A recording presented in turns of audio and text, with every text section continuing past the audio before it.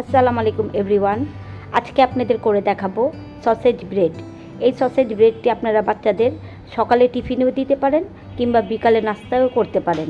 এই সসেজ ব্রেডটি আমরা বাইরে থেকে কিনতে খাই, কিন্তু একবার যদি এই সসেজ ব্রেডটি আপনি ঘরে তৈরি করবেন, একেবারে অনেক ডিফারেন্ট বুঝতে পারবেন ঘরের আর বাইরেরটা।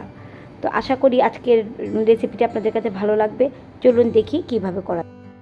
প্রথমে নিচ্ছি 250 গ্রাম ময়দা, 130 থেকে 140 গ্রাম পানি, ইস্ট 6 গ্রাম, গুঁড়া দুধ 10 গ্রাম, ডিম অর্ধেকটি, চিনি 15 গ্রাম, তেল 20 গ্রাম, লবণ 4 গ্রাম। এখন সব শুকনো উপকরণগুলো একত্রে করে নিব। ইস্ট ও লবণ এক পাশে নেওয়া যাবে না, দুটোকে দুই পাশে রাখতে হবে। অর্ধেকটা ডিম দিয়ে এখন এটিকে মিক্স করে নিচ্ছি এবং অল্প অল্প পানি দিয়ে একটা ডো রেডি করে নিচ্ছি। পানিটি পুরো একেবারে দেওয়া যাবে না, অল্প অল্প করে দিতে হবে। একটি ক্লিন সারফেসে এখন আমি ডোটিকে একটু মথে নিব। তেলটাকে একটু হাতে নিব এবং ডোটাকে ভালো করে একটু মথে নিব। দেখুন আমি কিভাবে ডোটাকে একটু মথে নিচ্ছি। এই সিস্টেমে একটু ডোটাকে মথে নিতে হবে। যখন স্টিকিটা থাকবে না তখন মনে করবেন আমাদের ডোটা রেডি হয়ে গিয়েছে। একটু তেল লাগিয়ে আধা ঘন্টার জন্য আমি প্রুফিংয়ে রেখে দিব। ফিরছি আধা ঘন্টা পর। দেখুন আমাদের ডোটা কতটুকু ফুলে উঠেছে। এখন এটিকে আবার একটু মথে নিব। এখন এই ডোটাকে আমি 4 ভাগে ভাগ করে নিয়েছি।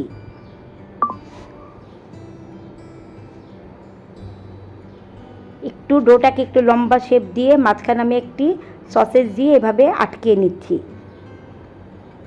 দেখুন আমি কিভাবে করছি সেটি ভিডিওতে দেখাচ্ছি।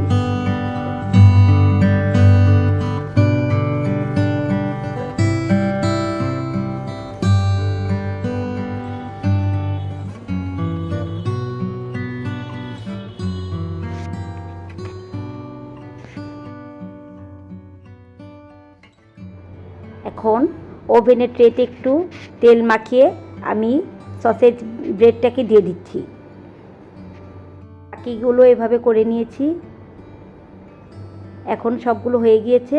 আমি এটাকে একটু ডিমের কুসুম দিয়ে ব্রাশ করে নিচ্ছি, বা পানি দিয়েও এটাকে ব্রাশ করা যায়।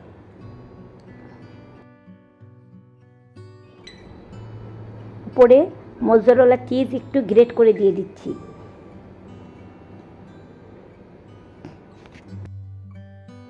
সামান্য একটু চিলি ফ্লেক্স দিয়ে দিচ্ছি।